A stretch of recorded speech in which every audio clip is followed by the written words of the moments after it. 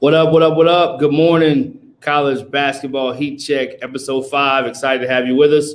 Got an awesome lineup again, and got my man Eli B ready to give us the breakdown on the hot topics in college basketball. But without further ado, we'll get our first guest on along with Eli. We'll bring Eli in the studio.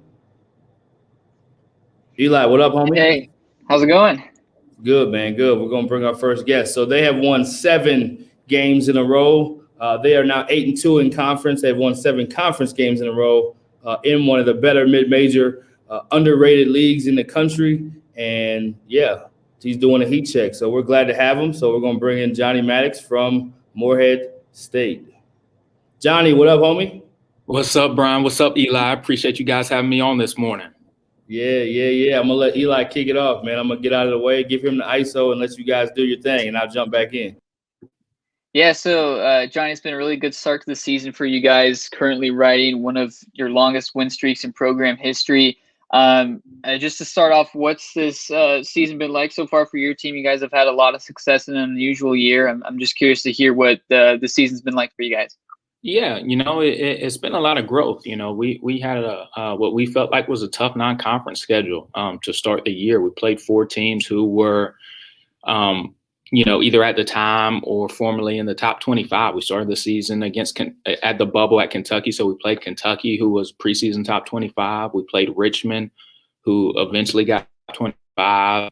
And then we also played at Ohio State and at Clemson in a non-conference schedule. So those were 4 tough games out the gate. So, obviously we didn't get off to a great start, but I think we were able to, evaluate the film, learn from our mistakes, and throughout that process, throughout the losses, I think we learned a lot about ourselves and we got better, and it has paid off, at the start of conference play.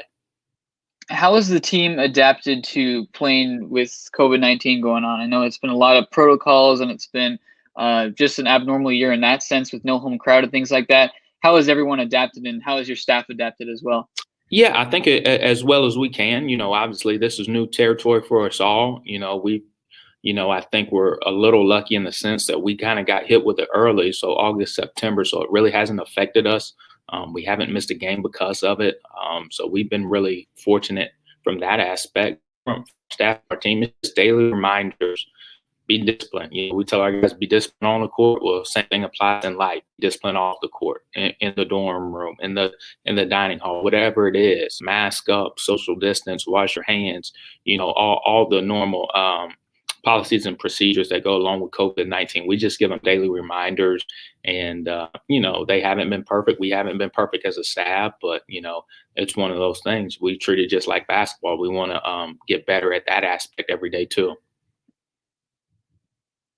And as far as, I guess, on the court goes, I think the biggest thing that stands out when assessing this team is how much they've improved defensively, going from, I believe, in the 290s last year in defensive efficiency now to a top 115, top 120 defense nationwide.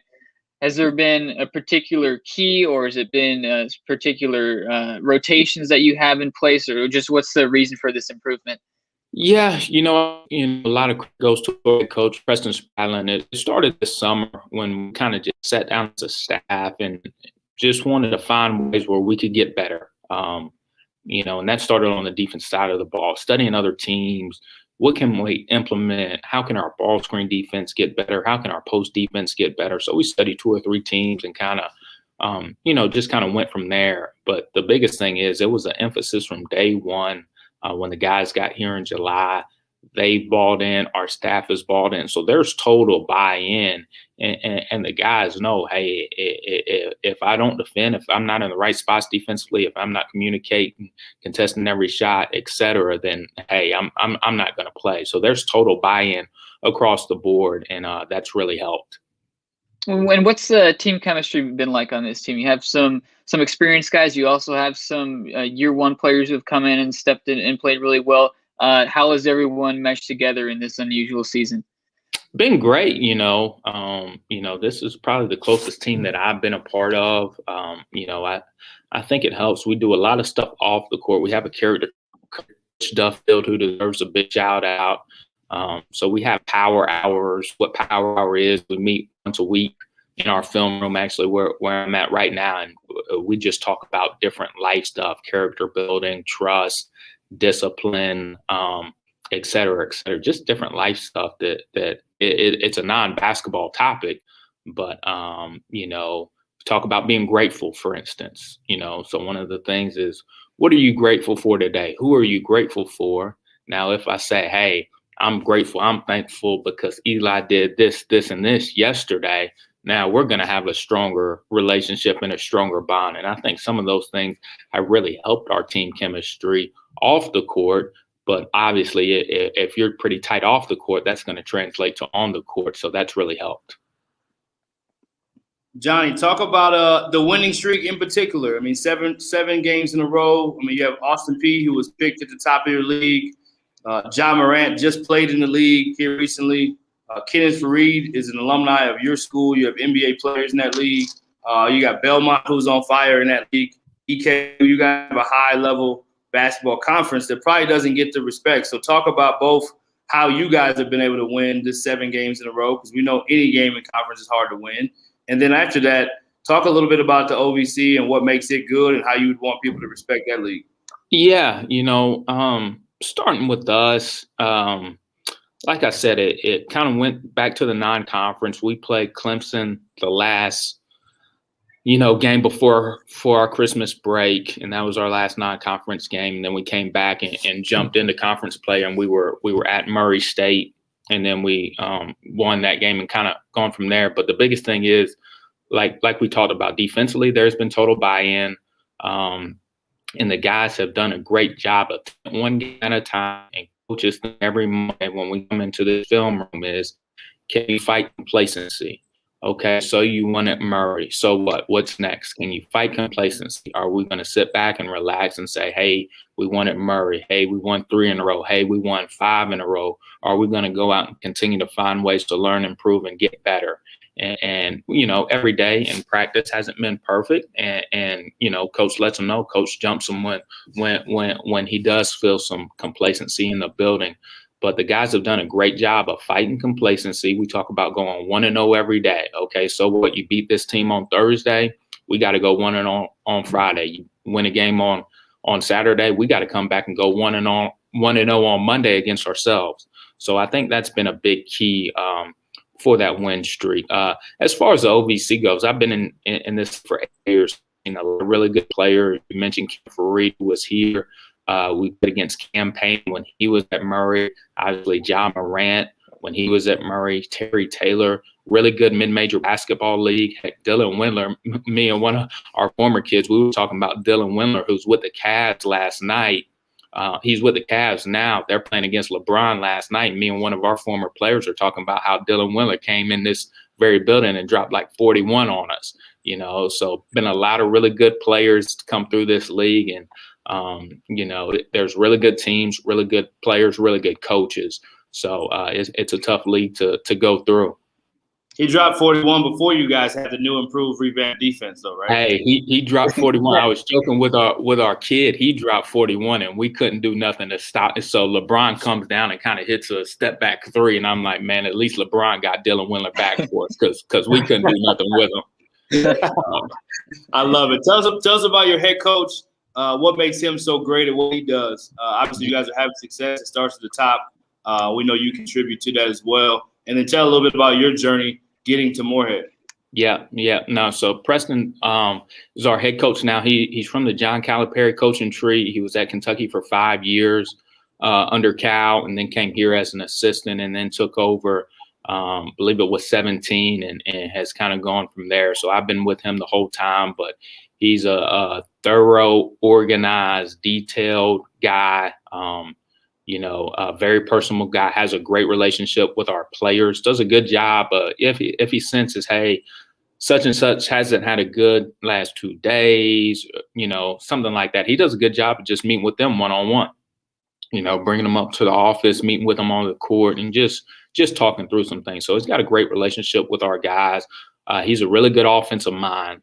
We have a big playbook. He's got a lot of wrinkles on a lot of plays, has a lot of ATOs, but like I said, he knew going into this year, hey, if we're going to be really good in this league, we got to defend. So it started from the top with him. He's totally balled in on the defensive end. We start with some sort of defense each and every day, close out, shell, scramble, ball screen coverages, whatever it is. So that's where it starts. But he's done a great job. And, I know he'll continue to do a great job. Player staff, we have total trust and belief, in what Preston's done here. And so does the administration. So he's a really good head coach. And when you talk about what this team has looked like, defense being, of course, as you mentioned, the what you hang your hat on, what do you think needs to happen on the offensive side to turn things around, or at least put up more points on the board? Yeah, no, that's a great question. And that's something, we were talking about that yesterday, because, obviously we feel like we're getting stops, which we are. I think we've got to have a little bit more of a flow and take advantage in transition. That's where we kind of put our focus on yesterday, is like, we got to turn some defense into offense. We got to throw the ball ahead in transition. We got to convert 3-on-2s and 2-on-1s. We talked about, okay, even when it's a 4-on-3 or a 5-on-4 situation, we got to get the ball moving, or what we call cooking. The ball's got to be cooking. Sometimes we have a tendency to catch and hold the ball. Now that allows the defense to get back set. So some of those things we've addressed offensively, and we'll continue to address, and hopefully we can improve on them the next 2 days going into our next conference game on Thursday. Okay, so last two. Tell us how you got to Moorhead, your quick journey, and then you got to end us with one funny story at least. Yeah. So how I got to Moorhead. So I played Division II in NAIA basketball, started my career at Anderson University in South Carolina, finished at Emmanuel College in Georgia, and then I stayed on staff at Emmanuel College for 2 years and coached. Just wanted to get to Division I level. Just started reaching out to guys I knew, guys I didn't know, guys I would meet on the road. And one person I met and connected with is BJ Ellis. At the time, he was an assistant here under Sean Woods. BJ is out of the business now. He's in Birmingham in the private sector. Sean Woods is now the head coach at Southern University in Louisiana. So just kind of connected with BJ, stayed in touch, and, ended up coming up and working at camp, and, got along great with the staff or what have you. But my first year, I was a volunteer GA. So I volunteered GA for a year, and then that next year I was the paid GA. And then Preston Spradlin, he was an assistant under Sean.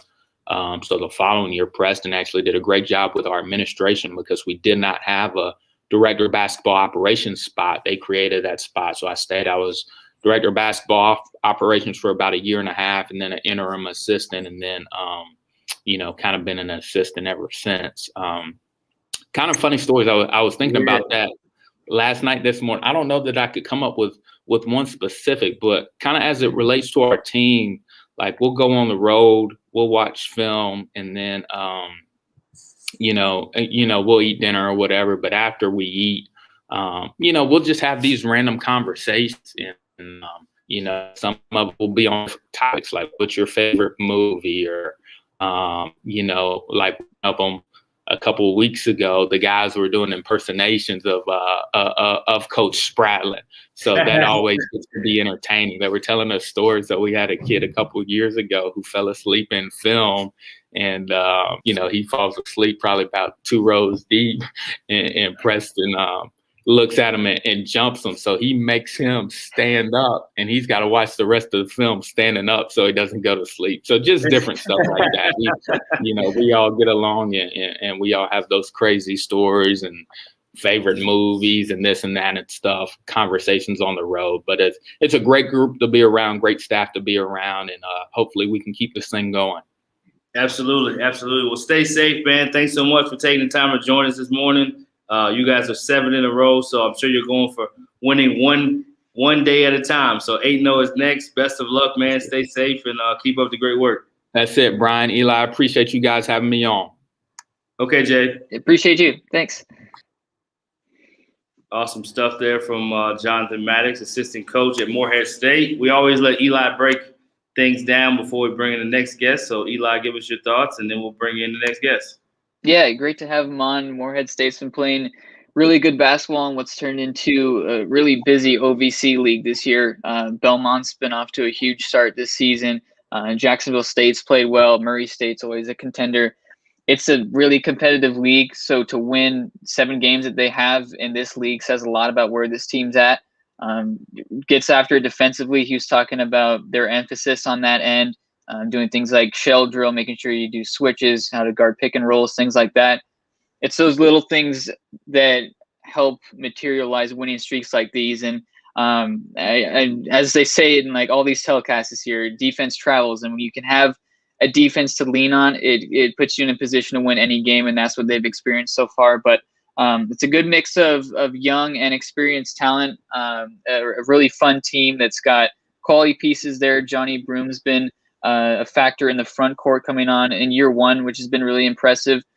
But they also have experienced guys. So this is a team that I think it's probably not going to get all the major pub just because Belmont is usually the team, or Murray State in this league, that gets all the headlines.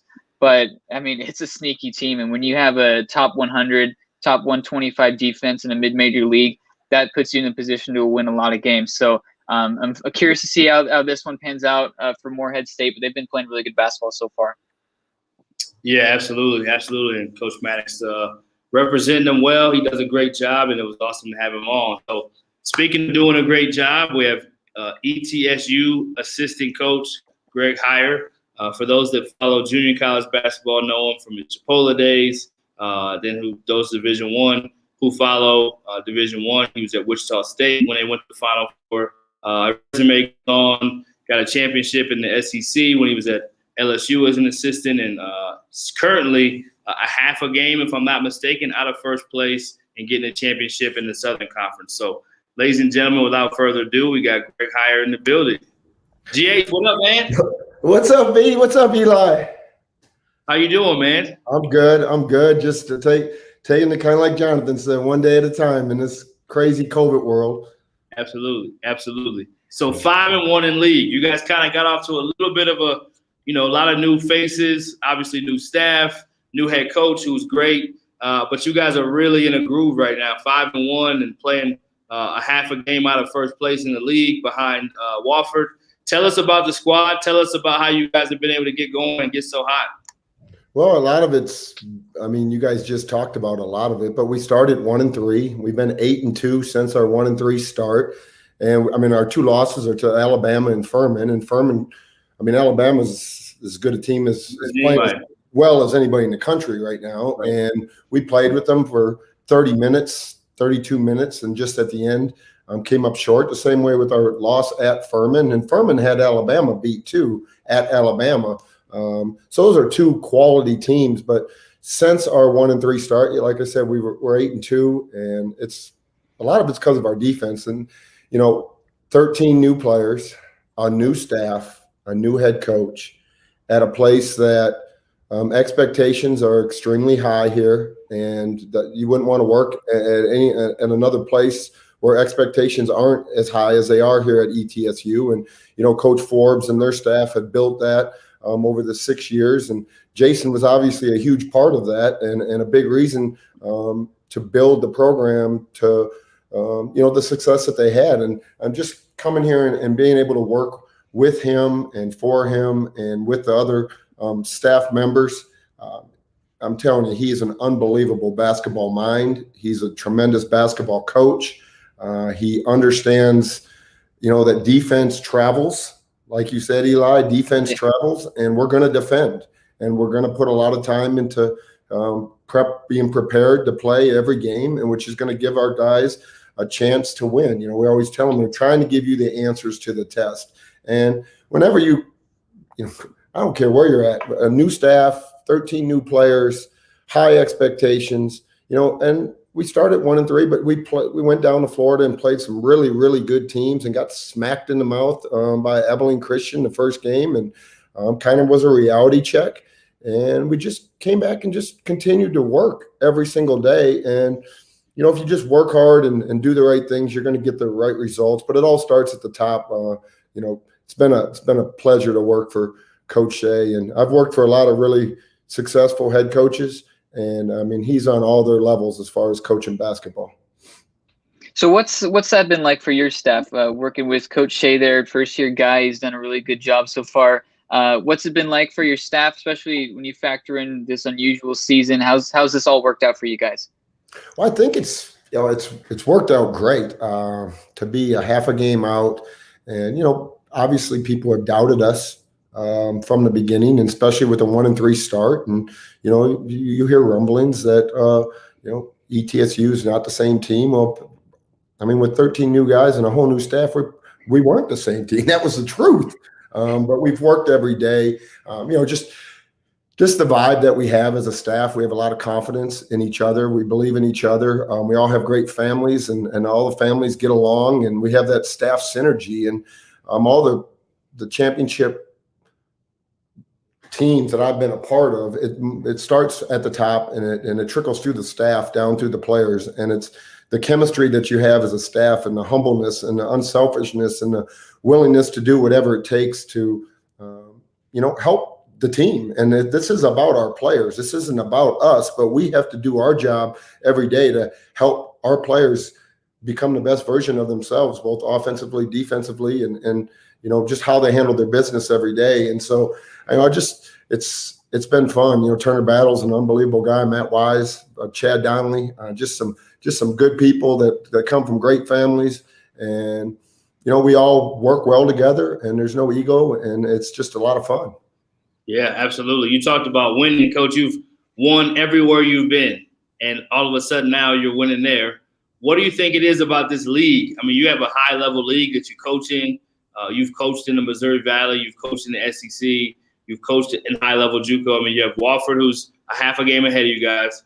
Mercer's been playing really good basketball. Tennessee Chat was undefeated for majority of the start of the first season, or the beginning of the season. UNCG's in the league. So you guys have a high-level league that probably doesn't get the respect from a national standpoint. What would you say, and even Furman's in the league, who's a really good team too, and I'm sure I'm leaving somebody out, but tell us about the conference itself. I mean, you've been at a lot of high-level places. What would you say to people on the outside about the conference that you are in? Definitely, it's a high-level coaching league. There's some really, really good coaches and some young up-and-coming coaches that really do a tremendous job. And there's some, the league, the players in the league. There's some potential pros in the league now, which that's always going to make the league tougher. And I would say it reminds me a lot of when I was in the Missouri Valley, when we were going on that run in the Missouri Valley. But this league is very, very similar. You got to respect your opponent every night. Everybody can beat anybody on any given night. And at one point it was ranked 6th in out of all the leagues this year. And I know it's a different year with COVID and everything that's going on, but it was ranked 6th, and I think it's still in the top 8 as far as leagues in the country. And that's a testament from the top. I mean, the administration, the universities, the athletic directors, the conference office, and the head coaches, and what they're willing to build around them as far as their staffs and the type of players that they're bringing into their program. And that competition is what this is all about, and it's just fun to be a part of a really competitive league that you every night you got to come to play, and it just makes every day of practice that much more enjoyable. So with this team, you mentioned all the newcomers, new coaching staff come in. I think a lot of people on a national scale probably expected that this might be a bit of a rebuilding year. I think the only team nationwide that has less continuity is Kentucky, and we know that's been well documented, the hiccups that they've had.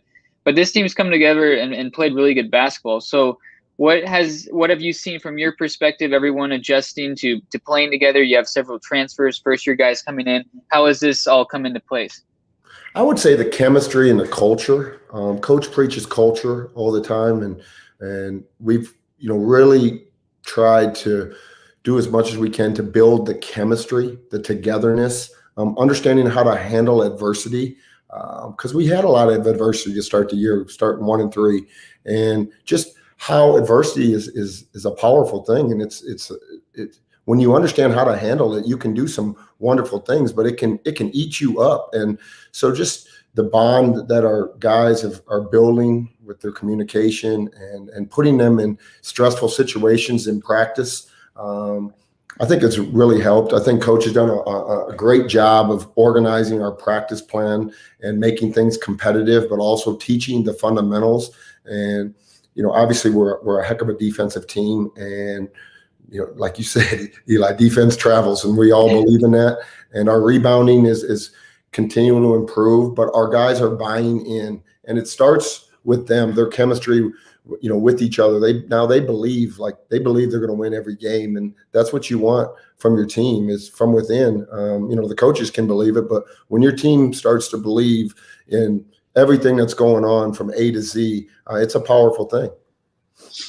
So talking about the team, GH, tell us a little bit about the roster, some of the guys. You have all these new faces. Tell us some of the guys that are playing well. I think I read you got some commitment news as well. I don't know if you're allowed to talk about that, not allowed to talk about that. But tell us about the roster. Tell us about these new guys and what makes those guys so good. I think it's our leadership comes from a young man from junior college, Vonnie Patterson. He's been tremendous. He was here last year. He played a role on last year's team, and he's done a tremendous job of leading. And then, David Sloan, who's a transfer from Kansas State, and him and Vonnie played together, and they're roommates. So, they've done a good job of leading. And then we got the Brewer brothers. L.A. Brewer has just been phenomenal as far as his performances, his ability to put the ball in the basket. He's a competitor. He's a big guard. He's going to make a lot of money playing basketball, and he just keeps getting better and better. And his brother is just a wired athlete that is becoming a better basketball player, a smarter basketball player every single day. And so those Brewer brothers have really impacted the game. And then we got, a transfer from Northern Kentucky who was he played in junior college, Silas Adeki, who's been he is unbelievable defensively, maybe as good as any big man I've coached at defending pick and roll, defending the rim with his chest and with chest blasts and making guys score over him and playing physical and taking charges. So he's been tremendous. And then we have this freshman, Damari Monsanto, he's a sniper. He can really, really shoot the ball. He's 6'7", 6'8". And every time he lets it go, he reminds me of Casey Mitchell, who I coached at Chipola. Whenever Casey shot the ball, I thought it was going in, or Connor Frankamp, like when he shot it, you thought it was going in. Well, when Damari shoots the ball, you think it's going in, and he's got great size and a high release point. So it's not like we don't have really good players. We have really good players too on this roster. It was just getting these really good players to mold together and to play together and to play to their strengths and not try to over dribble and not, let the game slow down a little bit and let them get space. Because Eli, like you said, talking to Coach earlier, is our offense continues to improve. Our defense has been there since day one, but our offense is continually improving. And a lot of that has to do with guys understanding who they really are and what they're capable of doing. And that's chemistry, just figuring each other out, playing together. When you got all these new guys, they got to play together. They got to play in games together, and that's kind of really that's helped us. But we do definitely have a talented roster. And then we got a bunch of young guys that are just getting better and better, some really talented, gifted freshmen. And we have a transfer from Maryland and Sorrell Smith, who's, he was at Maryland, played in the Big Ten. He was our 8th man. And so, he can play. He can play multiple positions, defend all over the court. It's just molding all these guys together. But it's been a lot of fun for us as a staff. And I think our players are now starting to reap the benefits of all the hard work and the time that we've put in together as a group. And it's just the beginning. They're all back. This is a free year. They're all back. And we just got to keep taking it one day at a time and keep improving and keep working on the fundamentals, because basketball is a game of fundamentals. Right. How hard and how challenging is it, GH, with having all these new guys, new staff, and then have the summer, then you have this pause, then we have this pause, then we have – how hard has it been just to make all this stuff happen for Coach Shea, yourself, for the staff and the players? Like, how – I know that's been a challenge for everyone, but for you guys in particular, having as much turnover as anybody in the country. There's so much new that you had to put in and get people used to, and I mean that's a lot. Yeah, it's. I think we've been paused 3 times. Our game Wednesday has been canceled, so it's definitely been a challenge. But you got to give Coach Shea credit, his patience. He's really got a great demeanor to him with our team. He's got tremendous patience, and because of having that patience, demeanor, he's really laid back. But it's really helped us going through these, you can call it difficult situations, because they have been. When you get shut down and you're in quarantine, it's no fun for anybody. But I give the credit. I think it starts with him and ends with him, because of it can get really frustrating, and you could get like, oh, I gotta do. No, he just keeps it simple. We're gonna go box closeouts. I mean, he's got a lot of like practice wise. I always say a lot like when I worked for Larry. All right, we had the same practice every day. All right, the same simple things. We were going to be good at defense, rebounding, transition defense, getting back. Okay, Greg Marshall had the same practice plan. Okay, he would just do a few little things different, but it was the same every day. Right. Same thing here. Shea is consistent. He's consistent with his approach. He's consistent with his message. He's consistent with what he wants to get our team good at. And when you go on pause and you come back, it's not like we're doing 80 different things. We're pretty simple, and We're going to get really good at what he believes in, and I think that's helped us a lot in these COVID times. Absolutely. Tell us, GH, tell us about a funny story if you got one. We'll go to that next. But anything else you want people to know just about ETSU, about the program, obviously you're new there. The head coach has been an assistant there. Shea did an incredible job helping Coach Forbes build that program into what it is. What would you like people to know that maybe they don't know about ETSU? And then you got to end us with a funny story. Oh, boy. ETSU is a beautiful campus on the northeast side of Tennessee. That's where the people are extremely passionate about basketball and about winning. We play in an unbelievable arena that it's beautiful. And we get the support of the fans, the community, and I think it's a beautiful place to be. It's a beautiful place to live, and our players really enjoy it here. We got a wonderful practice facility on campus. It's basically 24/7 availability for guys to get in here and get shots up and to work on their game. So that's been I would say that's something that people need to know about. ETSU is good because they have the support. There's tradition here. There's history here. There's when Forbes and Shea took over here, they renovated the arena, and they put like $11 million or something into this arena, and it is just a beautiful place to play basketball. And I can't imagine when the fans can come back out how crazy they're going to be, because I'm telling you, they love their Bucks here. All right, then you got one funny story for us, whatever you got. Boy, when you say funny story, my wheels really start spinning. I have to be careful on my funny story. Everyone has challenge with the appropriate ones, so no problem. Well, a funny story is, some of you guys know a guy that I talk to every morning. His name's Jake Hedrick, and he was my assistant at Chipola. Yeah. And so, I'm coming to ETSU, and so Jake one morning calls me, "Hey, coacher, you're going to that dang SoCon? That league is so good. I had no idea how good that league is now. I was there at Stanford. Yeah, we had a bunch of good players, but we couldn't win in that league. That league is so good. Are you going to find out how good that league is?" And I'm like, "Hey," I said, "Jake, I just came from the SEC." He says, "There's going to be 2-3 teams that could finish in the top half of the SEC in that league." And I was dying. I was just dying. He couldn't wait. As soon as I let him know I was coming to ETSU, right away he calls me up, and he is just going in on me, and he has this country accent. He's got that country accent, and it made him such a good recruiter, because he could just get everybody to laugh all the time. But he was right, though. He was right. The league is phenomenal, and the place, ETSU, is a wonderful place, and I'm with wonderful people. Happy as I could ever be, and just enjoying the process of coaching these young men every day to help them just get better every day and just have fun doing it. Yeah, absolutely. And Jake Hedrick, shout out to him. He followed you and became head coach at Chipola.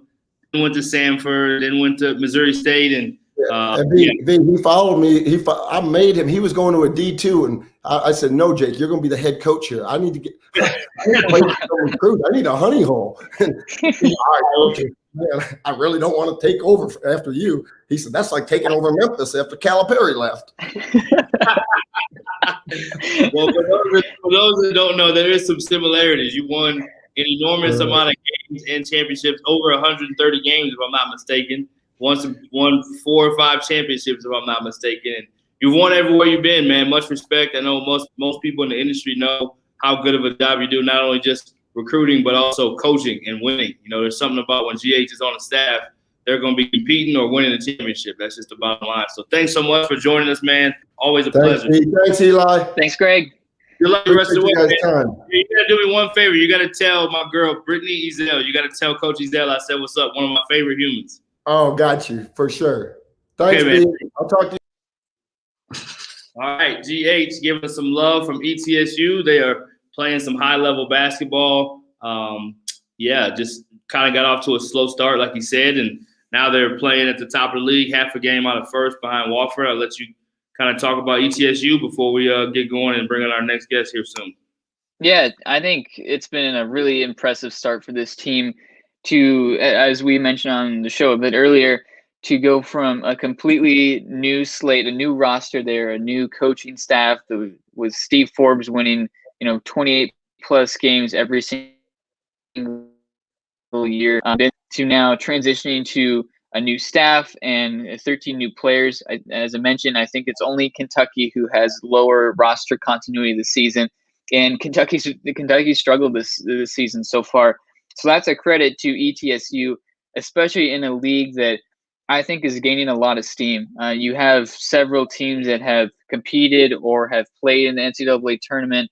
We mentioned Furman, ETSU is there, Chattanooga. We've also had some surprise teams that have showed up this year. VMI has been good. UNCG is always quality. Wofford leading the league. So it's a busy conference, and to win as they have in this league is really impressive. So defense has been their calling card, a lot like Morehead State when we talk to Coach, but it's a team that has a lot of talent, and he mentioned that too. It's new guys, but it's guys who either played at at quality teams. Maryland with Cyril Smith, and you have the Brewer brothers who have come on from different spots and are now competing and playing really well. So it's a fun team, and ETSU is really gaining traction as one of these mid-major destinations. They've invested a lot of time and money and energy into making this a winnable program, and it's paid dividends so far. So I'm really happy to see them continue on this trajectory. It would be a shame if you go from Forbes and what he did and then see a dip after there, because I think a lot of people would put that blame on Jason Shea, but that has not been the case at all. He's done a phenomenal job. His staff has been really good, and it's a team that continues on this upward trajectory. Yeah, high-level staff, high-level you always I love it personally when an assistant coach does a high-level job, helps his head coach move on to the next destination, and then he gets a chance to lead the program. He knows what it takes. I saw those guys up close and personal. We didn't play them when I was at UTEP, but saw them up close and personal. They won. They have a tournament in El Paso every year. Saw them up close and personal, and they won that tournament in El Paso. And yeah, just a high level program. Again, Jay Shea, credit to him for doing a great job as an assistant, and then getting a chance to do it as a head coach. And now he's doing a great job. So I think assistant coaches kind of always get lost in this whole thing and how good of a job they do to make head coaches or help head coaches and programs be successful. So you just love to see it. I love to see it. I think they'll continue to do a great job, and that is a high-level league. So you have to have high-level coaches like Greg Heyer and Battle and the guys on that staff to help them continue to do what they're doing. But Yeah, no easy nights in any of these conferences. I love mid-major basketball. I think we all can have an appreciation for it, and we're growing more and more love. We got another head coach. We got a head coach coming on, Todd Simon from Southern Utah, who they have done a really good job as well. They're going to the WAC. They're currently in the Big Sky. But before we talk about that, let's talk about any topic Eli wants to talk about that's a hot topic in college basketball right now. Yeah, I mean, I guess we could start with, I don't know if you want to go with individuals, with some of the top players that we have right now in the country. Well, whatever you want. I'll give a Okay. shout out to my Texas guys, or at least one of them, Quentin Grimes. Got to give a shout out to him for Houston. Got Player of the Week. Again, just playing at an enormously high level. McDonald's All-American who went to Kansas. Did not have a great start to his career, but he's really found his groove and showing not only how good of a player he is, but he's an impact-winning player. And I think that's the part I'm excited about for Quentin Grimes. Trying to think if I had anybody else, but I'll let you go next. Yeah, I mean, I think I have to start with Jared Butler at Baylor. He's been phenomenal the way he's able to take over these games as he has against quality Big 12 defense. It's just remarkable the job that he's done. And I think to finish off these last couple of games where he can go on just by himself, go on an 8-0 run, go on a 9-0 run, to go down 4 to up 5 or something like that. I think that's a sign of a player who is going to, I mean, we know he's going to win games, but can take over the job and get things done in March when it's most important. And we give Gonzaga all the credit in the world, but Baylor is right there. And a lot of that has to do with what Jared Butler's done. And I still feel like, not being one of those blue blood, major teams, we talk so much about, all the major programs in the sport. Baylor just 15, 20 years ago, they were kind of the laughing stock of the Big 12, and now they're here. Scott Drew's done a phenomenal job to get Jared Butler to come play for him, and now watching that reap some dividends there. It's been really fun to see. So he's been a phenomenal player, and it's just a pleasure to watch. Yeah, I could not agree more with that assessment. One of the hot teams, give a quick shout out to, not only with Baylor being so hot, but and Houston, who have hot players as far as how they're playing.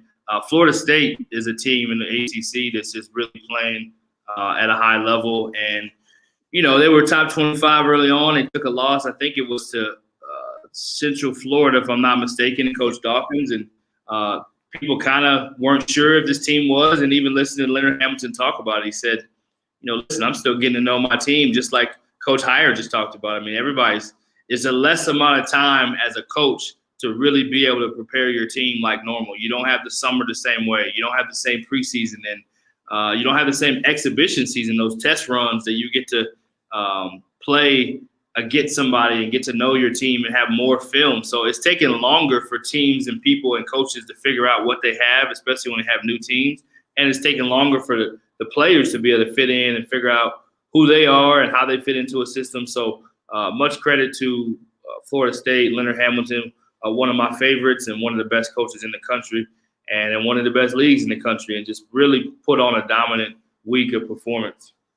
Yeah, FSU's been phenomenal. I actually had a post that just came out a couple hours ago on HeatCheck about this team and what they've done, and it's been impressive to see.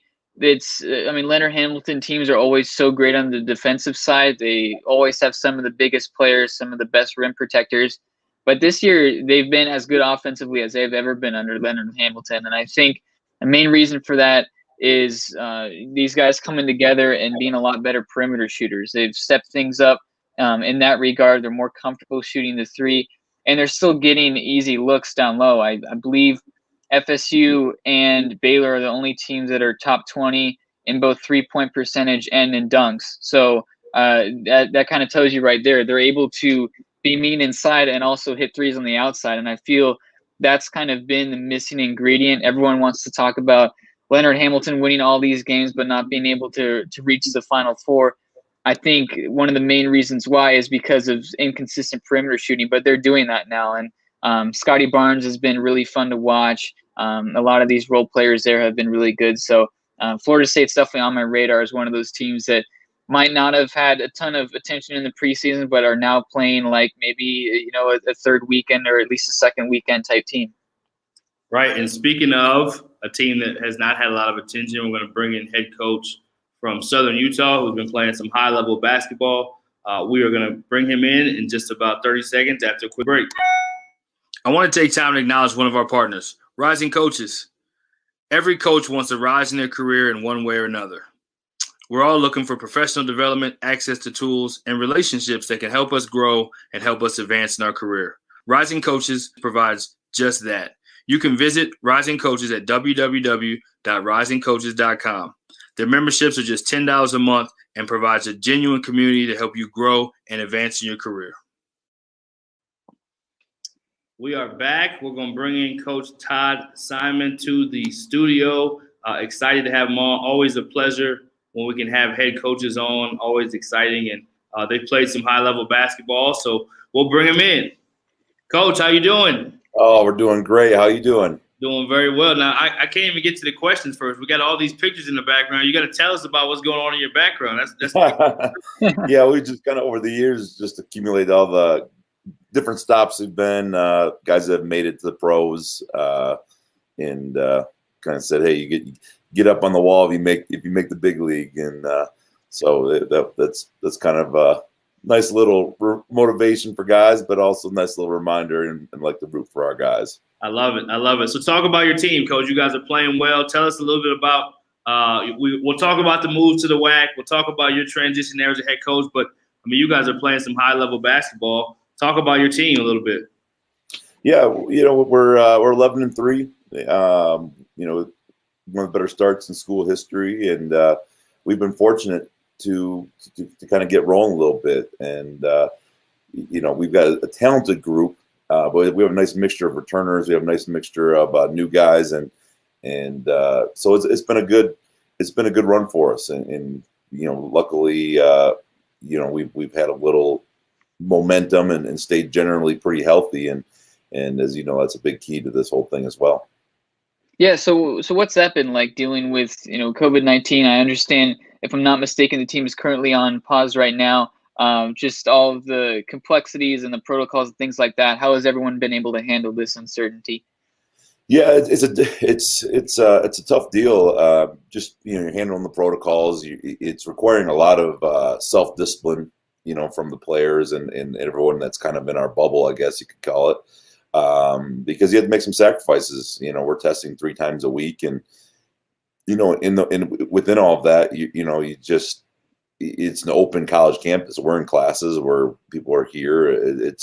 It's just a unique type of season, and you get one guy here, one guy there, and you get shut down. So it takes a little bit of mental toughness to kind of be able to start and stop and get going again. And that's kind of what we're facing right now. And unfortunately, yeah, we got a positive test, so we're kind of shut back down. But we'll be back at it again and fire back up, see what we can do again. So it does hurt from a momentum standpoint and all those type of things, but the health of these guys is more important.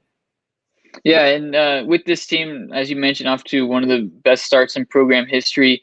What do you think has been key for this team so far to even despite all the distractions and the limitations with COVID, to come in here with newcomers and really get the job done? What do you think the key of that has been so far? Our buy-in's been very good. We play a brand of basketball that I think will translate, across, the stoppages and start and stop and all that good stuff. But also, is going to put us in a chance to at least compete and win every night. We were a very good rebounding team. We do a great job getting to the free throw line. We don't turn the ball over. So if we start with those baselines of not beating yourself, we feel like we can build from there. And luckily, we've got very talented scorers. And I think we've just scratched the surface of what we really can be. And on the offensive end, I think that's probably where at least the biggest statistical stride has come from year to year. A lot of newcomers there. Tavion Jones has done a really good job, and some of these other transfers that have come in. What have you seen from maybe that side of the ball that has been an improvement? I understand this team has been a lot more free-flowing in terms of perimeter shooting and things like that. So what have you seen maybe on that end that's different from last year? Yeah, we kind of got in a situation, last year we were, statistically, first in our league in a lot of areas on the defensive end of the floor. But we really lacked shooting. We struggled from the perimeter. We had games where we go over 12 from 3 against BYU and have a shot to win toward the end. And you just go through a season like that, we knew that we had to add a lot of perimeter shooting. And especially the way we play, we're going to create a lot of transition opportunities. We want transition threes, and I think now we're, in the upper part of Division I in scoring, which is, we're always going to have those opportunities, but we just weren't able to capitalize them in the past. Now, with a little change in personnel, we give up some on the defensive end, and we think that's going to come. We're showing signs of life of having stretches where we're good defensively. But we'll get that. Our focus was to make sure that we were going to be really effective offensively here this year.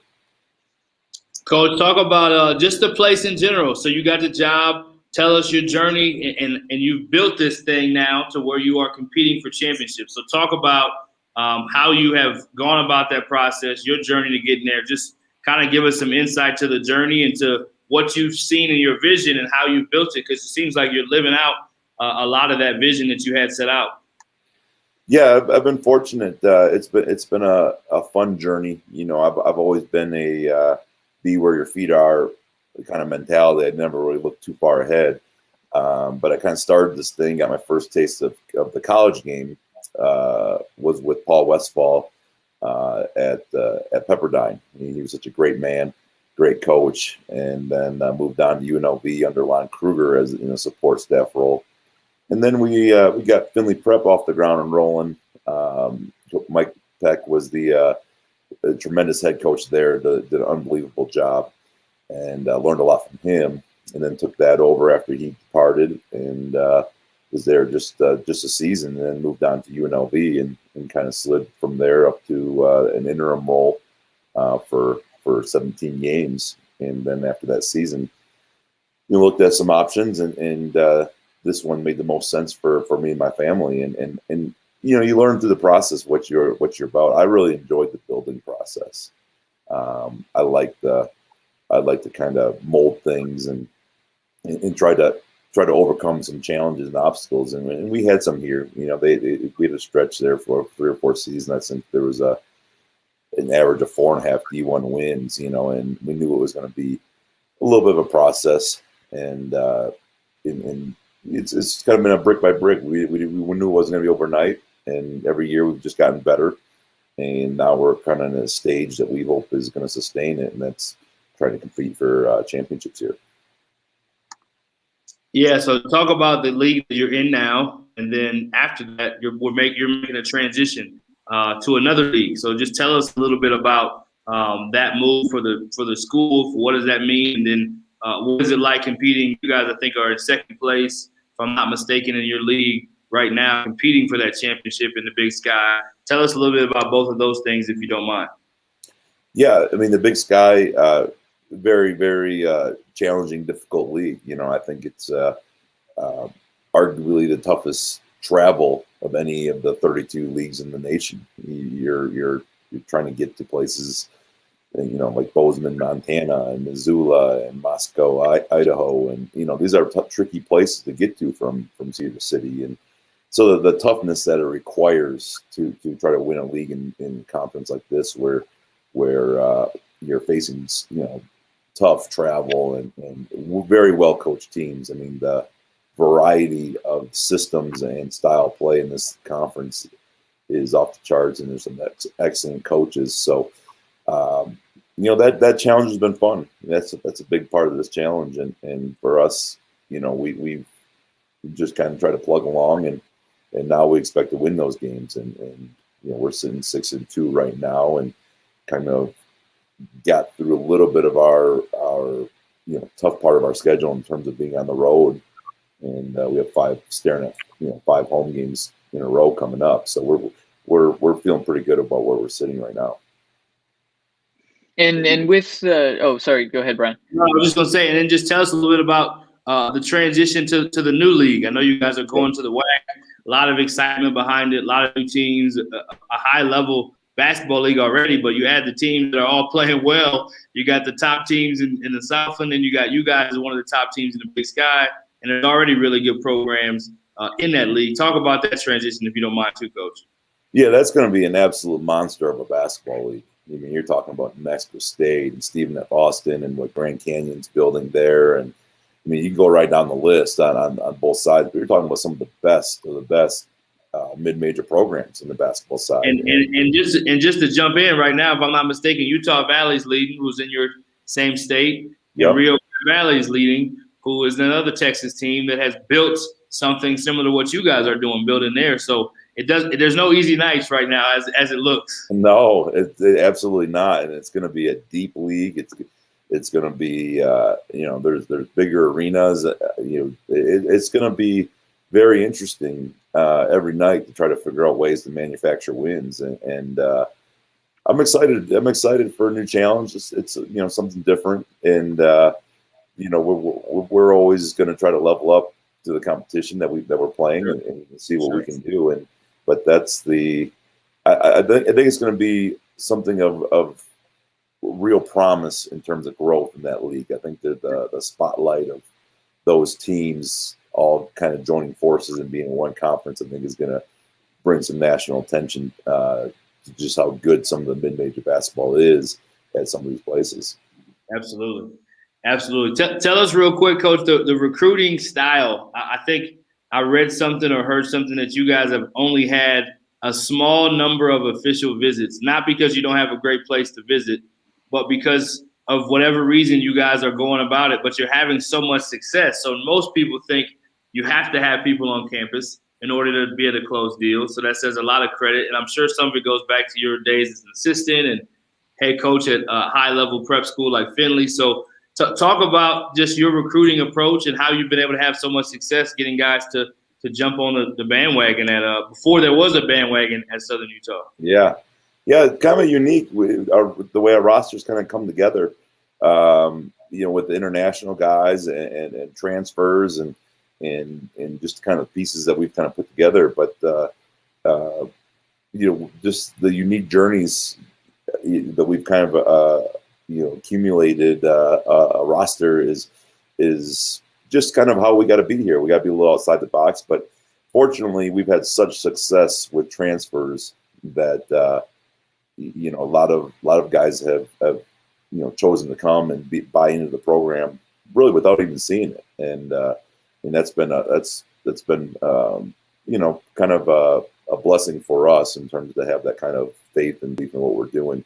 But as you know, in anything in recruiting, if you do right by people and those relationships endure, and people say, hey, you know what, that you did right by this player, and this one needs a good situation, we trust you again, and that's all recruiting is, just relationships and trust. And we've tried to have a track record of being who we are and doing what we say, and then hopefully that translates to the next guy.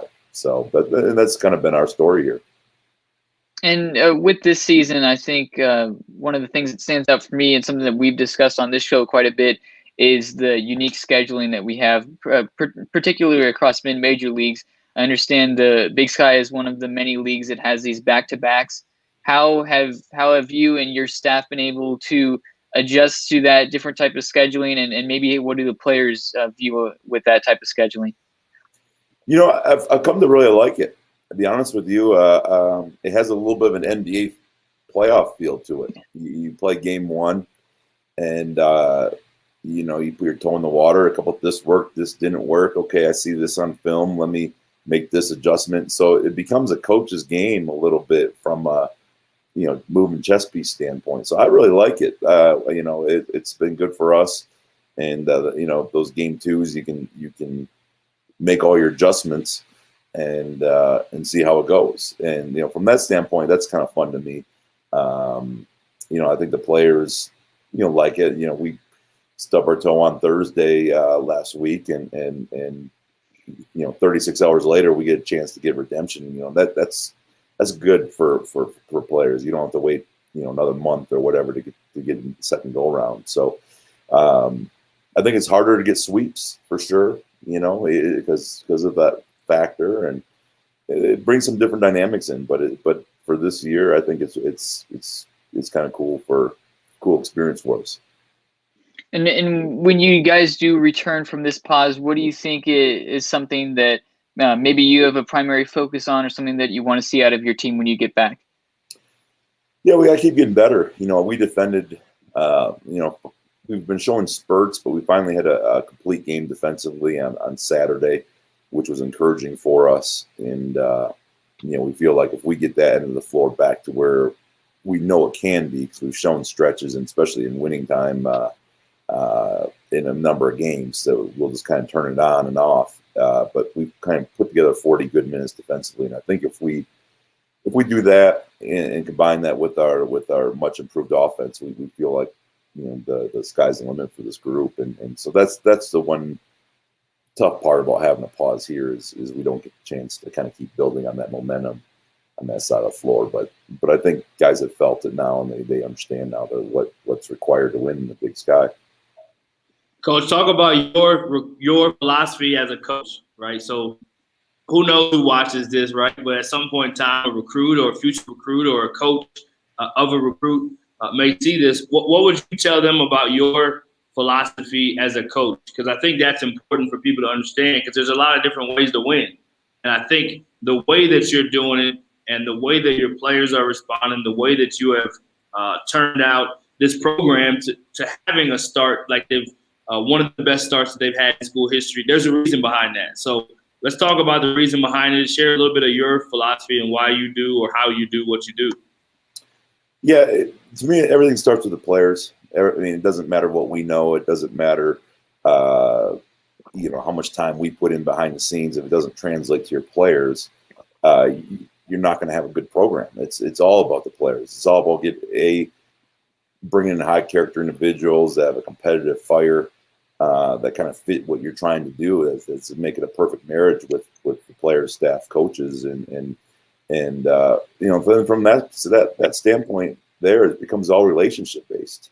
Everything here you're never always going to win the material battles. There's always going to be somebody with a little bit more, at some point down the line. And so for us, it's just all about we want to lead the nation in relationships. We want to make sure that our players know we care about them, that we hear them, we're going to work for them, that we're going to put them first in terms of their development. They might not like what they're always going to hear from us, but they're going to know it comes from a place of love and development and discipline and those types of things. I think they appreciate. And so we build that stuff. That's our foundation. And if you go from there and build up, everything else is going to be rock solid. Okay. And that's kind of our whole philosophy. We want to spend time with the guys. We want them to, off the court, not put their head down and say, "Oh no, coach is coming. Let me get out of here." That we want them to have a good relationship. This is going to be a place where guys can be comfortable, can be themselves, and play with high level of confidence within what we do. And then that's just kind of that. From there, we build everything based on that belief. So 4 double-figure scores right now. A lot of guys who are pitching in various ways. Who are some of the individuals on this team who you've seen maybe break out or been really impressive this season? Yeah, we have 2 senior guards, John Knight III and Dre Marine, that have absolutely kind of stepped up in terms of leadership. They've been just very, very good at kind of steadying the ship, taking care of the ball, getting us into what we need to get into, making very solid senior guard plays. And then Ivan Medunich, a senior 5-man for us, has been just real solid. He came back after we redshirted him last year, kind of outside the box senior year redshirt. And, he got better and used it to his advantage. So the leadership we have has been great. But Mason Fawcett just made an unbelievable leap for us. He always brings the energy. He has 22 in the first half on Saturday. Just wasn't going to allow us to to get down. And but he's such an energy player.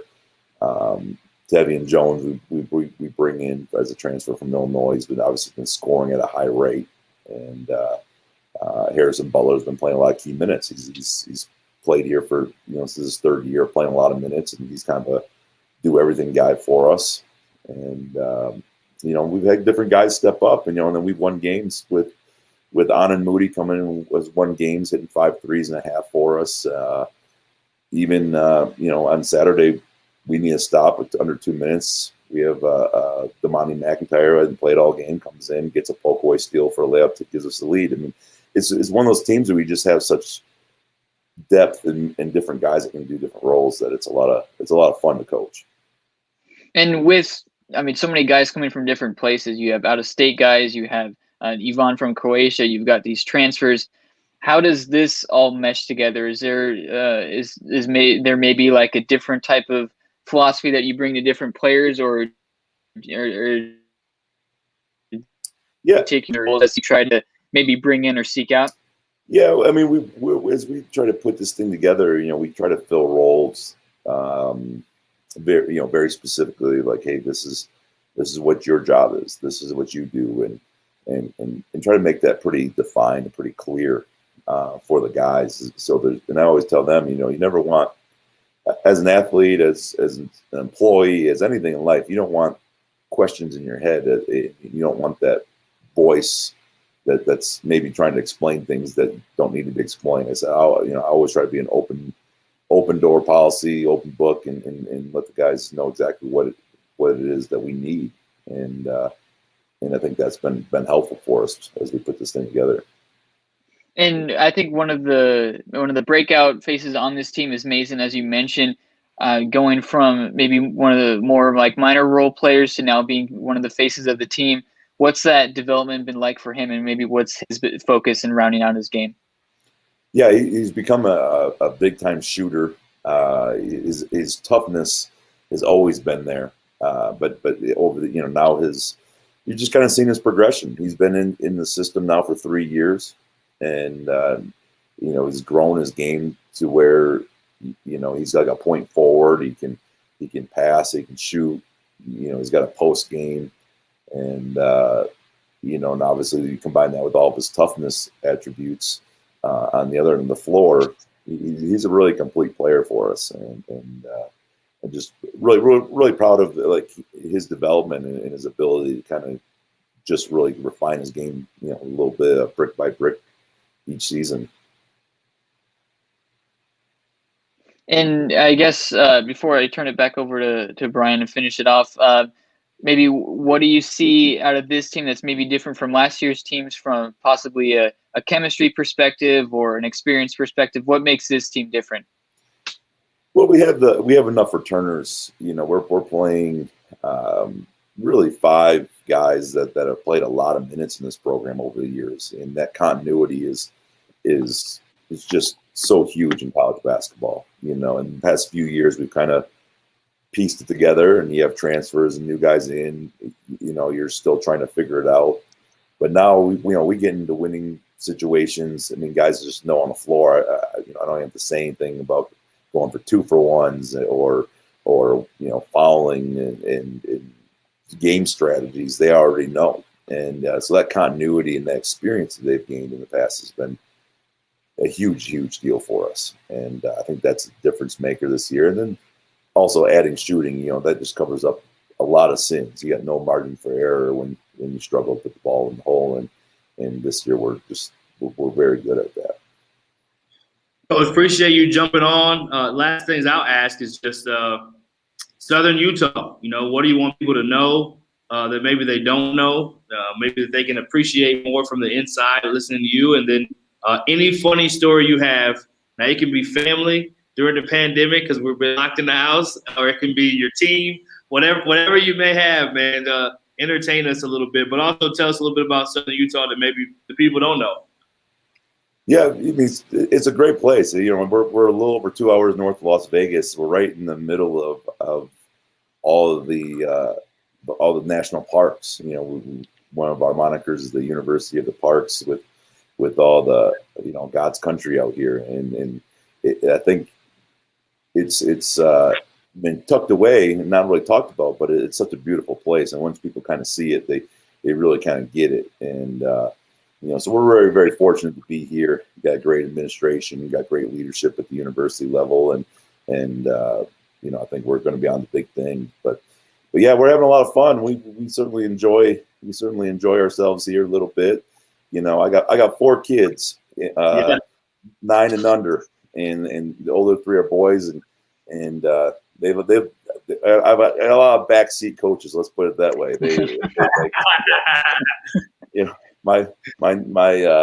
We played front yard basketball, and my 9-year-old's following up 3 to put me on the line. I mean, they're already studying everything that we do. But my 5-year-old likes to. He pulls me aside the other day, and I was like, "Oh boy, this is the first real conversation that he really wants to have." He's like, "I gotta talk to you." I'm like, "Okay, you've never said that to me in your whole life." No, he's 5. He said, "I gotta talk to you." Just turned 5, so now he's got a lot of confidence. He wants to tell me what I'm doing wrong, and he says, "Oh, you're just on those guys too much. You talk to them too much during the game. You just gotta let them play." I'm like, "Oh boy, here we go." So I got another one. There's another coach in the house as well, so he likes to. So I get it from all angles for sure. The post game reviews are full of very accurate critiques. Let's put it that way. I love it. That makes for. So is it better when you come home after a win, or is it the same with win or loss? Is it always something, or when you after a win, is it like, hey, no complaints? No, I'm gonna get it no matter what. I'm gonna get it no matter what. It might be a little more subtle, but it might come out the next day. But I'll get the bad news. So even we had prayer time the other night, and my 5-year-old says, there's a certain player that he really likes, and I just pray that you play him more. Well, no matter what time it is, I'm getting it. Oh, that's awesome. That's awesome. Well, Coach, man, I know you guys have some time off. I know you'll be prepping and coming up with some more strategy and plays, but hopefully you get some more funny stories, and maybe you get some plays from your sons, and you can draw them up and you can implement them. Hey, I've done it before. I like to have a little fun with them. So no doubt. Thanks so much for joining us, Coach. We really appreciate it, and good luck the rest of the way. I appreciate you having me. Thanks, and really appreciate what you guys do. This has been great. I've enjoyed following. Yes, really appreciate it, Todd. Thanks. It means a lot, Coach. We're behind you. Yeah, I appreciate that. Hey, man. Thank you. All right, awesome stuff. We got a head coach doing a tremendous job. Again, we always let Eli break down all of our guests and their teams after they leave. So we'll let Eli do that, and we'll get to the rest of the show and let you guys get on with your day. Yeah, I mean, a really fun progression of a program there. It had a number of years where Southern Utah wasn't winning many games, and Todd Simon has come on and really done a great job kind of, you mentioned improving the culture and just putting more wins on the board and finding talent in different areas. This team has a lot of transfers. They've got international guys. It speaks a lot of volumes to what they're doing in recruiting, Brian, as you mentioned, kind of the interesting recruiting philosophy. But I mean, recruiting is only half the battle. You have to make it work, and they've certainly done that. And to be competitive in the Big Sky, which is it's a league that it seems like they're always beating each other up, and it seems like the winner's never the same from year to year and things like that. But Southern Utah stole 2 from Montana in those back-to-backs to start the year.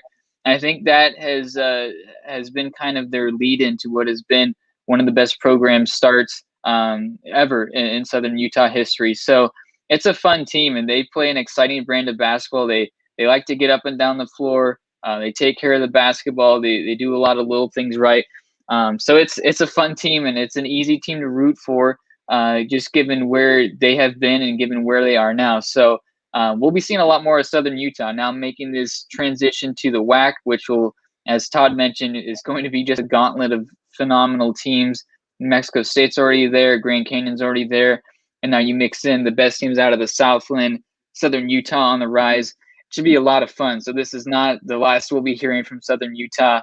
A really fun program and a good location in the country that's been doing wonderful things.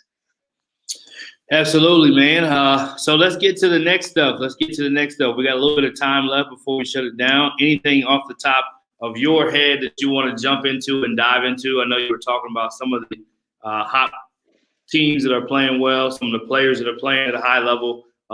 What else is kind of on that you see from the landscape of college basketball?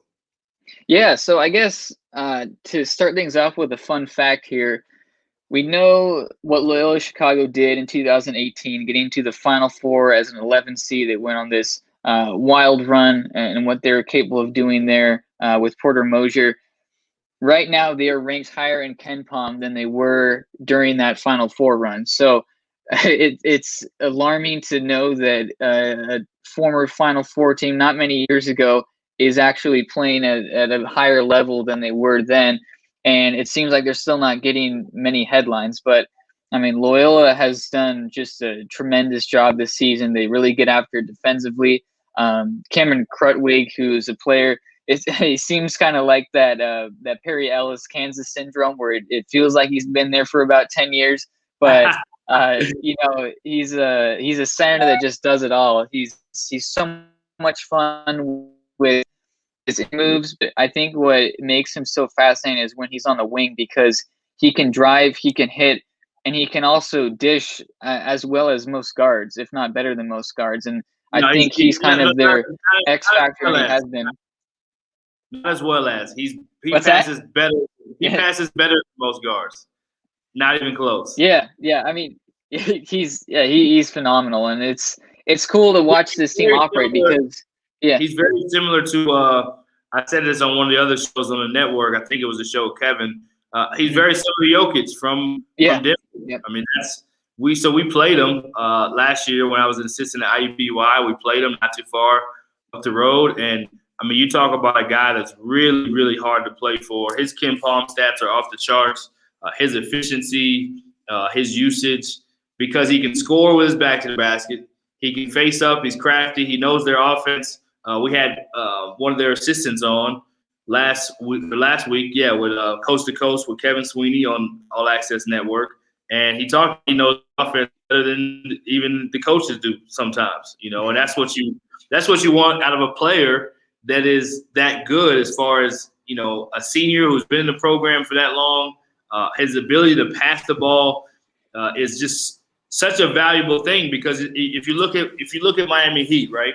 Bam Adebayo was not somebody who people thought could pass the ball. He does. Not at Kentucky anyway. That's not what his role was. Yeah. But all of a sudden, they're using him in the pinch post, which is in the elbow area, giving him the ball away from the basket, and then they're allowing all these different actions and movements to happen around. So you're worried about all these actions and cuts and shooters, and then all of a sudden he decides he's going to keep it, or he decides he's going to make a fancy pass. Very similar to Bam without the athleticism and how they use him.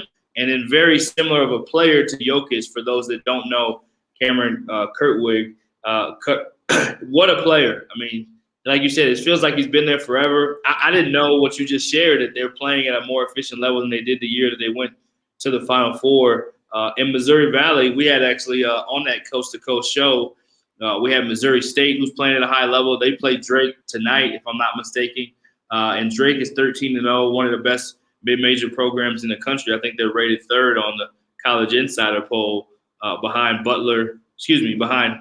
Gonzaga and Winthrop. So, again, just a high-level basketball league, and it feels like they should have multiple bids, but you never know how the conference race ends in those mid-major leagues. But, yeah, I didn't want to cut you off, but just wanted to give a quick shout-out to Cameron, because he is such a high-level player and guy who's very underappreciated and not celebrated on a national level. I mean, we talk about Luka Garza, and everybody talks about Garza, but you would think Cameron Krutwig would be getting much more love than he is, especially for what he's done over his career. I mean, you talk about a guy who's just left that program in a completely different place. I think he was a freshman that year. They went to the Final Four, and now he's a senior, and they've won a championship, if I'm not mistaken, every year he's been there.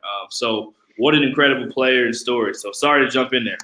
No, you're good. And I like that NBA comparison. I think that's pretty fun, just knowing what Jokic's style is as a passer. And he's still so efficient from the field. That's the thing too. He is not one-dimensional in any sense. He can pass the ball, he can block shots, he gets to the line, he hits its baskets, and he's just the leader, and he's one of the most decorated players in program history. And then he has a really good supporting cast too.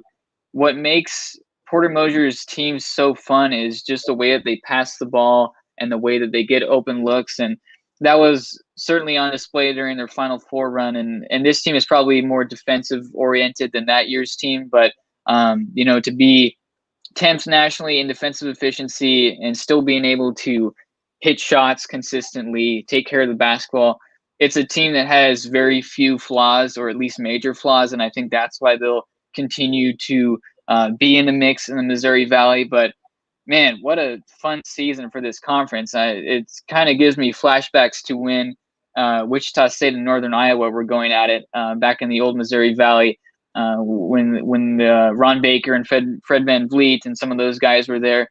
Just a really competitive league to have. Drake undefeated, as you mentioned. We know how balanced and how efficient they are offensively. Loyola Chicago's playing as well as they have been. And then Missouri State as well is right there in that mix to be 9-1. They have one of the best scorers in the nation in Isaiah Mosley. He's been hugely efficient while still maintaining such a high usage. It's been crazy to see what he's done.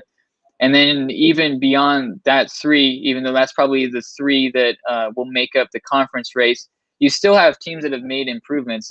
Evansville, which minus the Kentucky win, really struggled last year, and Todd Licklider has come in and done a really good job there improving that program. Indiana State's shown some flashes, and Bradley, even though they're 3-4, Brian Wardle has done a really good job there in recent years, and that's been a team that has been in the mix a number of times. And they gave Loyola Chicago plenty of tests these last couple of days. So I'm curious to see how this race winds up. It's probably going to be one of those three, as I mentioned, but I would really like to see, at the very least, this conference to get 2 bids, because I think at least 2 or 3 teams in this league are capable of winning a tournament game. And I think the league has rebounded just phenomenally after Northern Iowa was supposed to be the runaway, or maybe not runaway, but it was supposed to be the favorite in this conference with AJ Green.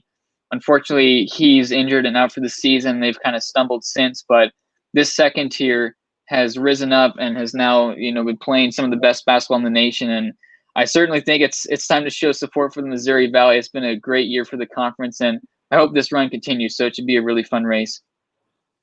Yeah, and just can't say enough about that league. I agree with you. Another fun race, the Mountain West, which we'll talk about next week, but at least had to mention it. Colorado State, we had both guests from Utah State and Colorado State on last week. Game of the week, and they split as we probably would have projected. But for Colorado State to respond the way that they did in Game 2 after getting beat in Game 1 shows that they have every bit of chance to go to the NCAA tournament as anyone in this league. And I think if I'm not mistaken, the last 4 years, a different team that won the conference championship has won the conference tournament in the Mountain West. So it makes for a really exciting finish to the Mountain West race. I know we'll talk about it next week, but I had to mention it real quick. But we also talked about Florida State and how well they're playing. One of the disciples in the Leonard Hamilton tree, Dennis Gates, what a job he's done off to a 10-2 start in the Horizon League. They were 7-11 in conference last year. Talk a little bit about what you see out of Cleveland State as one of the hot topics, and then we'll also give some HBCU love to Alabama A&M. Yeah, I'm claiming to be one of the founding members of this Cleveland State bandwagon, regardless of what anyone says. I wrote about this team back in May, I think it was, and Dennis Gates won Coach of the Year last season with a 7-11 league record. And I mean, the first thing you might imagine is like, how are they giving a Coach of the Year award to get someone who finished 4 games below 500? But to understand this, you have to see the context of where this program was at. And Cleveland State, at one point had 0 players on their roster after Dennis Felton was dismissed and Dennis Gates came on. Gates came in with a pretty empty cupboard, and he had to make do with what he had. And I think it probably was expected to take a lot longer than this for this team to be this competitive, but they've been playing such great basketball. They've been really good defensively. They've given some quality teams, some really good tests. The way that they battle Ohio State, which is now turning into one of the top 10, top 15 teams in the nation, to make a game out of that one, and to now get off on this 10-2 start in the Horizon League, where I don't think Cleveland State was expected to be the top dog out here. It's been Wright State most of the last few years, and they're right in the mix. They're only a game behind, but Cleveland State has been playing really well, and I like how this team is set up. Trey Gomillion, who's a player who I've been kind of had on my radar a little bit. Craig Bodian. Some of these guys have stepped in and played really good basketball, and you have, again, it seems like a theme throughout most of these mid-majors. You have developed players who are now juniors and seniors, and you have a good mix of some transfers who have come in and do good things. So it's a fun team, and it's another fun story. It kind of reminds me a lot of where Southern Utah was at and where they're at now, of some of these programs that were, to be quite honest, one of the weaker teams in their leagues, and now they've risen up, and it's been credit to some of the great coaching, and Dennis Gates has done as great a job as anyone. And as you mentioned, coming from the area, he's going to playing good defense, and this Cleveland State team has done exactly that.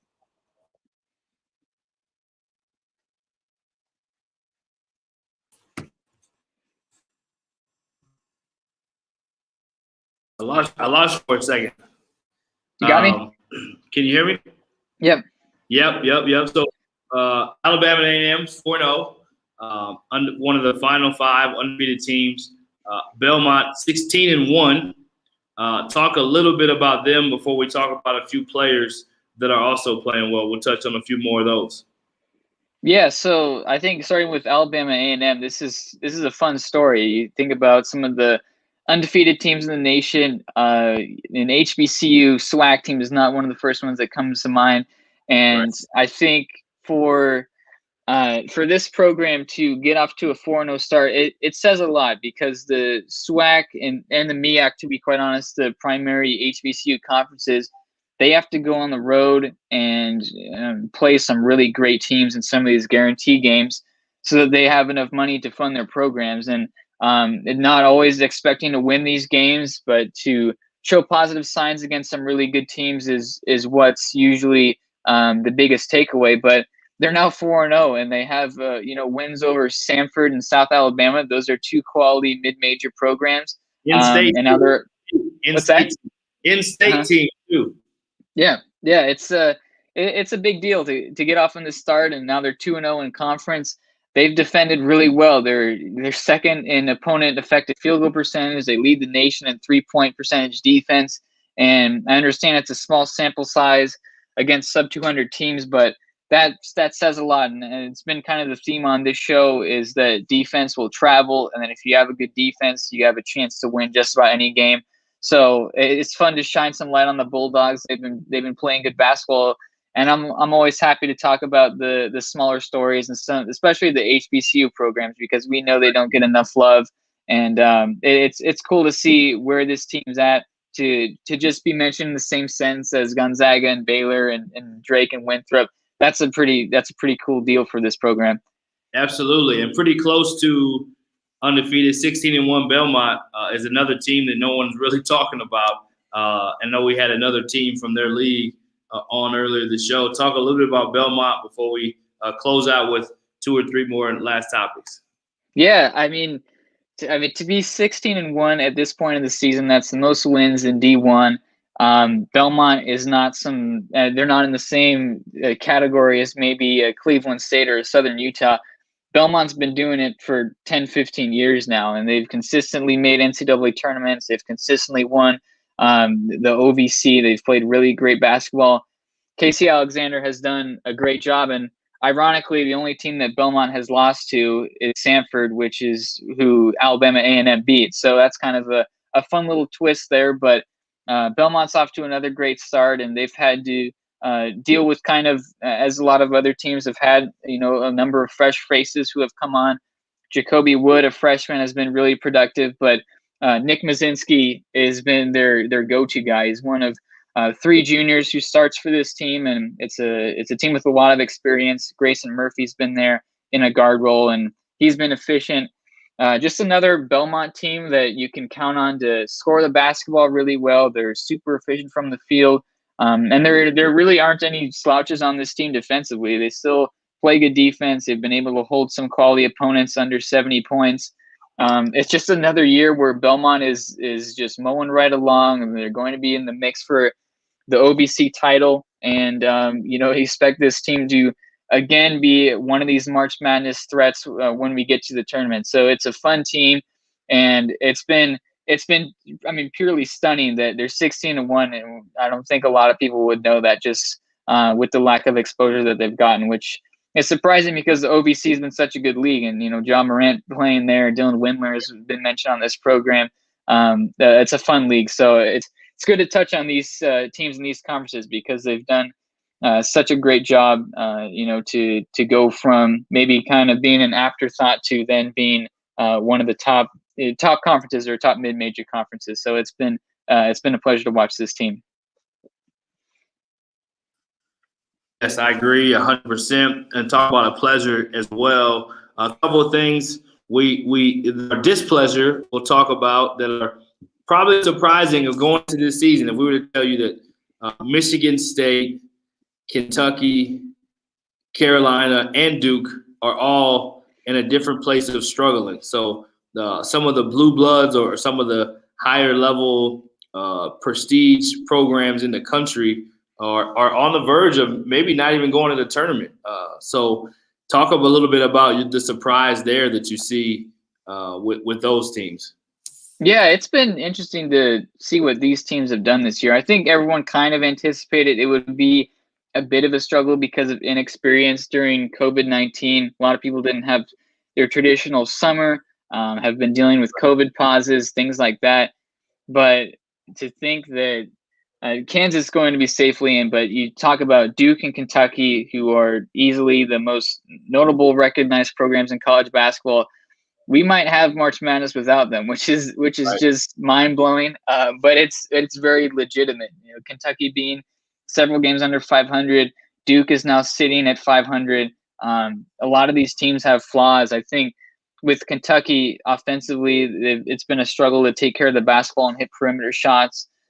Duke's been inconsistent. They've had to deal with some COVID pauses, but still after that, it's kind of surprising where this team is at. I thought that some of the higher end talent would be able to just power their way through games and things like that. But I do think, which is the case for a lot of these teams, Duke, Kansas, Kentucky, and in Michigan State, those are 4 of the toughest home venues in America. And you take out fans, and it's still no easy task to go and play against a number of 5-stars and quality players and all leaguers and things like that. But I do think there's something to be said about the lack of home crowds here and just that presence, because going into Cameron Indoor, it's not an easy task. And, going to the Field House or any of these other venues, to go from a ruckus crowd to now no one in the stands, is dead silent. I remember I believe it was the Duke-Illinois game, the Big Ten ACC Challenge. It was just so weird, empty arena, and Illinois was able to go on a long run. And in a standard year, the Cameron Crazies would be all over them, but it's just not been the case. So I think there's something to be said about team chemistry and creating your own energy, which has been a theme on this show quite a bit, but has not been the case for these programs. So I'm curious how it turns out, but the thought of Duke and Kentucky not making the field of 68 would just be crazy. And it says a lot about what this year has been like. Yeah, been a wild one. Definitely not something that anybody would have expected. Maybe 1 or 2 of them, but all 4 of them to be in jeopardy, definitely not something that any of us would have projected going in. So Gonzaga's Corey Kispert and Baylor's Jared Butler, 2 of the best teams in the 2 best teams in the country, and 2 of the best players on those teams. Should they be in the Naismith conversation? And then we'll talk about some players. And we also have the Big 12 SEC Challenge this weekend, which will be really good. But first, should those 2 players Corey Kispert and Jared Butler be a part of the Naismith conversation because they are number 1 and number 2 teams respectively? Yeah, I mean, I absolutely think they should be, and it's not to take anything away from Luka Garza. He's been phenomenal and pretty much as good as a college basketball player could be, averaging, I believe, a double-double, something around 28 points per game, and I do believe he is the most valuable player in college basketball. But you have two teams in Gonzaga and Baylor. They're two of the most dominant teams that we've seen in the modern era of college basketball, and they're led by tremendous players. Corey Kispert has been just an all-around player. He can hit from the perimeter. He can hit the offensive boards. He distributes all of these things from the wing position. I think he should absolutely be in the mix. And then Jared Butler, we've talked about him a little bit on this show, and the way that he's able to take over games and do great things for the Baylor program. It's crazy to think. I think a lot of people expected that Garza would run away with this thing, and I still think that he's probably the leader by a firm margin, just the way that Iowa still is a top 5, top 10 team, and Garza to be the runner-up last year and has even put up better stats this year, I think is probably the firm front runner right now. But I mean, if Kispert goes off for 28 games the rest of the season, or if Butler continues to lead Baylor to maybe I think these guys just have to be in the mix with the way that they've had an impact on these teams, for two teams that have sat at the number 1 and number 2 spots all season long. And I think it's the first time that's happened in at least several decades, to have the same number 1 and number 2 teams in the nation for this long in a season. I do think there should be a lot of respect being paid for both those guys because they've just been phenomenal. Yes, they have. Phenomenal, and they're winning at the highest level. You can't, as Herm Edwards always famously said, you play to win the game. And those guys, just like in a different way, but we celebrate Tom Brady, we celebrate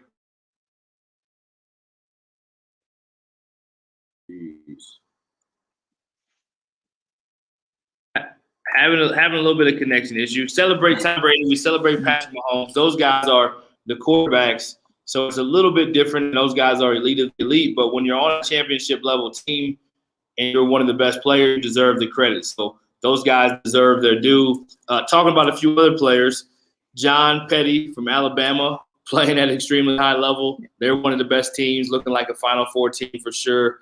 Maryland's Eric Ayala, Michigan's Isaiah Livers, and Pitt's Justin Champagne. Talk about a few of those guys that deserve some credit this week too, and then we'll shut everything down. Yeah, I think John Petty for Alabama, he's been really fun to watch. And the Crimson Tide have gone from a team that might have been an outside top 25 team to now playing, as we think at Heat Check, is the number 3 team in the country. I know the AP poll doesn't exactly agree with us, but we think that they're that next team after Gonzaga and Baylor. And Petty has a major factor in that. He's been great from the perimeter, leading one of the best scoring attacks in the nation. He just does a lot for this team, and I think he hit his first 7 3-pointers, something ridiculous like that, in the win over Mississippi State. Those kinds of things don't happen to average or even above average shooters. You have to be an elite shooter to do that, and that's exactly what John Petty and the rest of this Crimson Tide squad has done. And then you talk about the other guys who you mentioned, Maryland's Eric Ayala. He's been pivotal in, I think, mostly improving his perimeter shooting, because he was an ice-cold perimeter shooter last year. He's done a lot better in that category, and it's the reason why Maryland now has 3 road top 25 wins. That's a big deal if you're a bubble team, and Maryland's probably going to be in that conversation, and those 3 wins could go a long way, and he's pitched in. To stay in the same conference, Isaiah Livers of Michigan. I think a lot of people didn't exactly know what to make of Michigan heading into the year. It was a challenging offseason. They lost some key talent, missed out on Joshua Christopher, who was supposed to commit there. But Michigan's been as good as any team in the whole country. And Isaiah Livers has always been kind of that X factor. There was some crazy stat about Michigan being something like 60-4 when Isaiah Livers scores in double figures or something like that. And that kind of goes to show you just how important he is to this team. and he's been playing some of his best basketball lately. And then Justin Champagnie from Pittsburgh. Pittsburgh's been a team that has consistently been at the bottom of the ACC the last few years. They're starting to get on the uptick, and Champagnie is a big reason why. Just a ferocious rebounder, even though he isn't the biggest guy out there. He hits the boards and is also efficient from the field. So that's a big reason why Pittsburgh has climbed up the ACC rankings. They've got that win over Duke. They should be in decent position to get back to the NCAA tournament, which should be the expectation every year for that program. So those guys have been fun to watch, and a lot of these guys who have maybe not been the household names. I know we mentioned Kispert and Butler and Garza, but there is a lot of great basketball that's being played by some of these guys who have, put in their due time, and it's been a theme on this show quite a bit, but, putting your due time so that once you hit year 3, year 4, you're one of the top dogs on your team, and that's been the case for these guys. Yeah, absolutely. Big 12 SEC Challenge. We'll talk about that. We got a comment, really cool comment from the head women's basketball coach at Tyler Junior College. Thanks so much, Coach, for tuning in, and appreciate what you're doing out there. And Tyler, hopefully it's going well as you guys start the season. Appreciate you tuning in to the show and making a great comment. Big 12 SEC Challenge this weekend is coming. We have some great matchups tonight.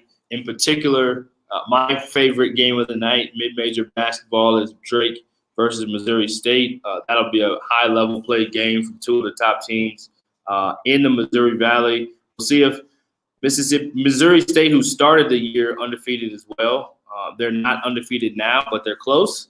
And they play undefeated Drake, and Drake's been on pause. So that'll be an interesting one tonight. Georgia Tech at Duke. Georgia Tech's been playing probably better than what people have expected in some ways, and Duke hasn't been playing as well. So that'll be an interesting one. Oklahoma at Texas. Oklahoma just coming off a big win against Kansas. They play at Texas, and then Missouri at Auburn, two of the teams in the SEC that have been playing some good basketball, or some of the games. I don't know if Kentucky's going to be able to give Alabama a run tonight, but they do play. Anything else from tonight, or even looking forward for the rest of the week before we close out the show?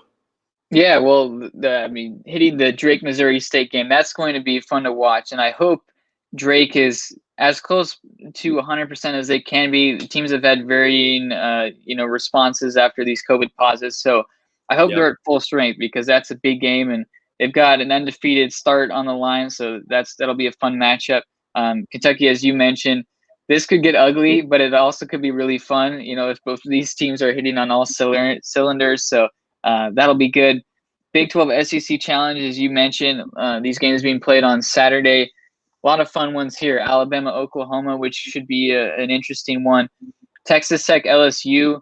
I can imagine Mac McClung going for a really big performance of that one against LSU's defense, which has been pretty average so far. Kansas, Tennessee. Both of these teams, I think at one point were both looking like Final Four caliber teams. They've slipped up lately. And both of these teams really are going to want to win this one. That's a big matchup for a couple of squads looking to get back in action. But a number of fun matchups. And I think in Mountain West play, Boise State at Colorado State, that one could go a long way in determining who wins this Mountain West regular season title. Boise State hasn't lost since their season opener. Colorado State's playing really good basketball. So fun mid-major matchups this week. New Mexico State, Grand Canyon. That's a good whack matchup. St. Louis, Richmond. The A-10 has been just a mess in terms of teams just beating up on each other. It seems like no one can go 2 to 3 games without a loss. And that's not to say that the league isn't good. I think the league's very good, but everyone is just so competitive, and you have so many teams going after it. And then wrapping things up on Sunday, Loyola Chicago at Missouri State. That could be a really good game. Again, those are two teams that we've highlighted quite a bit on this show. Rutgers, Northwestern. Rutgers is now going back to where they were playing a few weeks ago or so. They've been banged up, and it's been kind of a tough sled for them the last few weeks, but I think that they're finally starting to hit their stride and play better basketball. So a lot of quality matchups, teams that are either hitting their stride right now, or teams who we know are good that are just trying to get back into the swing of things. you also mix in some teams that are coming off of pause like Drake. I'm interested to see how they respond to that. But another fun week of basketball. These conference races are getting a lot tighter, especially Missouri Valley, Mountain West, Big Ten. A lot of these leagues have had really interesting races so far. So I'll be curious to see how it all pans out.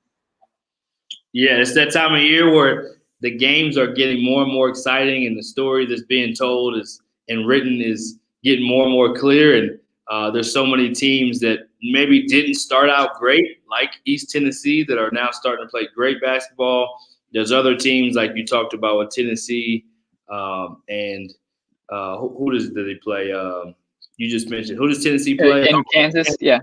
Kansas, who are maybe trending not downward, but they're not still going up the way that they were at the trajectory they were. And then you have those teams that are just still playing hot basketball that you want to see, can they keep it going, like the Drakes and the Belmonts and some of these teams. So but Boise State, you mentioned, has won, I believe it's 13 in a row now, or is it 12 in a row? I think it's 13 now, if I'm not mistaken. Right there at 13 in a row, if we're not mistaken. So it'll be interesting to see, can they keep it going? So many teams, so much good basketball going on this time of year. Once you get into the end of January and February, you're getting so close to March, you can almost feel some of the energy, and it gets really exciting. So we had some awesome guests. Special thanks to Johnny Maddox of Morehead State for coming on, Greg Heyer from East Tennessee State also coming on, and then head coach Todd Simon from Southern Utah. Great to have some mid-major guests and show them love. And Eli did his thing as he always does. And thanks so much for joining us. And I'll let Eli close out things before we roll. Yeah, it should be another fun week. It's always a big thanks to the guests that came on. I think they brought a really interesting perspective, different teams that are in different spots right now, whether, East Tennessee State maintaining their level of play, and then also programs like Southern Utah and Morehead State, who are now on the upward trajectory and looking like legitimate conference contenders. So fun to get their perspective as always, and touch on some of the big headlines in the sport, and also some of the great mid-major stories. So it's always fun to hop on here and chat basketball. So another quality episode. So I'm glad to do it.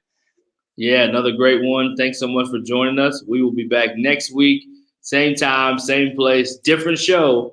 It won't be Heat Check. It'll be Mountain West Insider, and we'll have some great insights to the Mountain West. I'm sure we'll have some more great guests, and just looking forward to seeing how this race, I think it's as wide open as it's ever been in the Mountain West. So looking forward to that. Stay safe. Tell your loved ones you love them. Be great. Be grateful. And we'll see you next time.